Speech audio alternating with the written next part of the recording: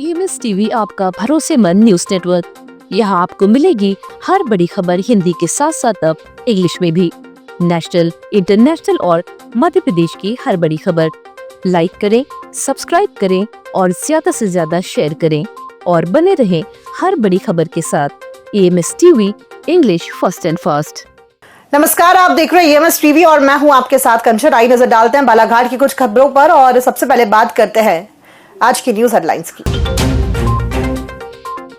टूटे पुल का जल्द निर्माण कराने आदिवासी विकास परिषद ने की मांग। राष्ट्रवादी चालक सेवा संगठन ने राष्ट्रीय अध्यक्ष का किया स्वागत। और मानदेय भुगतान में देरी से आशा कार्यकर्ताओं में आक्रोश, लेखापाल पर अभद्रता का आरोप। आइए अब बढ़ते हैं खबरों की ओर। जिले में आदिवासी बाहुल्य क्षेत्र में आज भी बेग आदिवासी बुनियादी सुविधाओं को तरस रही हैं। इस क्षेत्र के ग्रामीणों को आवागमन की सुविधा के अलावा पेयजल की समस्याओं से भी जूझना पड़ रहा है। मंगलवार को मध्य प्रदेश आदिवासी विकास परिषद जिला शाखा बालाघाट और युवा प्रकोष्ठ जिला अध्यक्ष शुभम उइके के नेतृत्व में गढ़ी क्षेत्र के ग्राम पंचायत माना के ग्राम लपटी के ग्रामीणों ने कलेक्ट्रेट पहुंचकर टूटे हुए पुल का शीघ्र निर्माण कराने की मांग की है। इस दौरान आदिवासी ग्रामीणों ने बताया कि पूर्व में भी इस समस्या का निराकरण किए जाने आवेदन निवेदन किया गया, लेकिन अब तक समस्याओं से निजात नहीं मिली है। उन्होंने कहा कि शीघ्र हमारी गंभीर मांगों पर अमल नहीं किया गया तो हमें आंदोलन करने के लिए बाध्य होना पड़ेगा। आदिवासी रिजर्व सीट है, लेकिन बैयर में ही आदिवासी अंचलों में आदिवासियों का ऐसा हाल है कि आदिवासियों को सरकार को बताना पड़ता है कि हमारे गांव का पुल टूटा हुआ है, हमारे गांव में बारिश का पानी आ रहा है, हमारे गांव में नल की व्यवस्था नहीं है। तो क्या ये देश की आज़ादी का महोत्सव मना रही है सरकार? हमारी आज ये मांग है, हम तो ये मांग करने आए, अगर हमारे क्षेत्र में, अगर हमारे गांव में पुल नहीं बनता है तो आज कलेक्ट्रेट गेट के सामने धरना प्रदर्शन करेंगे। और आज सारे किसान भाइयों ने अपने पास में गद्दा लेकर आए, बर्तन लेकर आए, खाना यही बनेगा और यहीं सोएंगे। अगर आज उच्च अधिकारियों ने हमारी बात नहीं मानी तो हम ये फैसला उठाएंगे। जैसे इस साल टूटा ना तो स्ट्रीट पैटर्न वालों बनवा दिए थे वहाँ पे जी। उसके बाद फिर DPR वगैरह बना, फिर टीम आती है, उस पर विजिट होती है, उसके बाद फिर DPR बनने का कार्यक्रम चालू होता है। अभी टेंडर प्रोसेस में वो बन चुका है उसका पूरा। राष्ट्रवादी चालक सेवा संगठन के राष्ट्रीय अध्यक्ष रामकुमार मलिक व संगठन के संस्थापक रघुवर जी विश्वकर्मा का मंगलवार को बालाघाट आगमन हुआ, जिनकी मौजूदगी में राष्ट्रवादी चालक सेवा संगठन के जिला पदाधिकारियों की बैठक स्थानीय मोती उद्यान में संपन्न हुई। इस अवसर पर जिला पदाधिकारियों द्वारा राष्ट्रीय अध्यक्ष व संगठन के संस्थापक का फूल मालाओं के साथ भव्य स्वागत किया गया। बैठक में वाहन चालकों की समस्याओं व विभिन्न मुद्दों को लेकर चर्चा की गई। तत्पश्चात कलेक्ट्रेट पहुंचकर कलेक्टर को ज्ञापन भी दिया गया। इस संबंध में संगठन के राष्ट्रीय अध्यक्ष मलिक ने बताया कि ड्राइवरों के अनावश्यक चालान काट दिया जाता है, चालकों को प्रताड़ित किया जाता है और समय पर वेतन का भुगतान नहीं किया जाता है, जिससे आर्थिक दिक्कतों का सामना करना पड़ता है। उन्होंने वाहन चालकों की समस्याओं को लेकर कलेक्टर को ज्ञापन दिया गया है।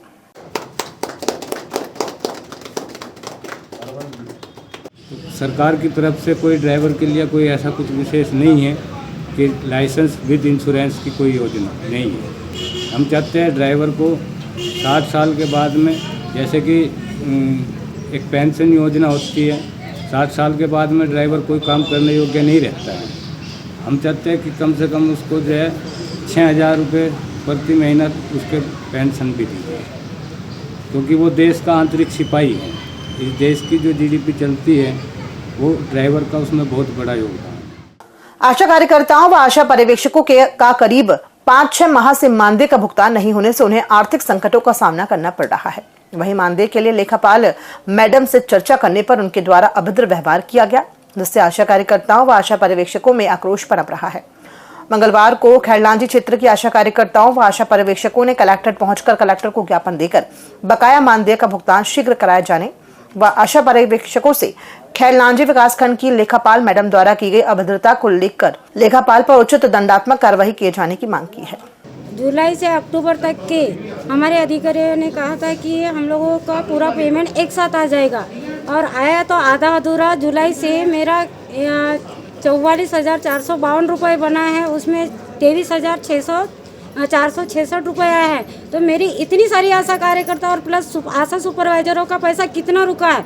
तो ये सारी जिम्मेदारी आशाओं पर जिम्मेदारी तो थोप देते हैं, लेकिन इतने पैसे की इतनी राशियों का गबन हुआ है या क्या हुआ है? तो ये हमको तत्काल निराकरण करके बताइए हमारे अधिकारी CM IHO sir plus block के अधिकारी भी। ग्राम चुटिया से हूँ, खैरलांजी ब्लॉक की आशा पर्यवेक्षक हूँ।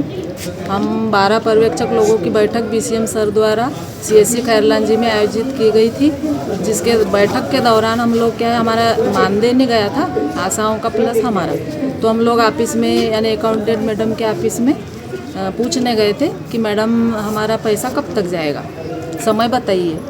तो हमारा यानी अभद्र प्रकार से अकाउंटेंट मैडम द्वारा हमारे 12 लोगों को अपनी चेयर से उठ करके बदतमीजी से पेश आते हो, बदतमीजी लोग हो करके हमको क्या है ऑफिस के बाहर कर दिया गया। और ये भी बोली गई कि जैसे एक लेटर बनाऊंगी, आप लोग अच्छे से पेश नहीं आ रहे हो तो बीएमओ सर जी की साइन करवाती हूँ और आप लोगों को ड्यूटी से निकाल दूंगी मैं।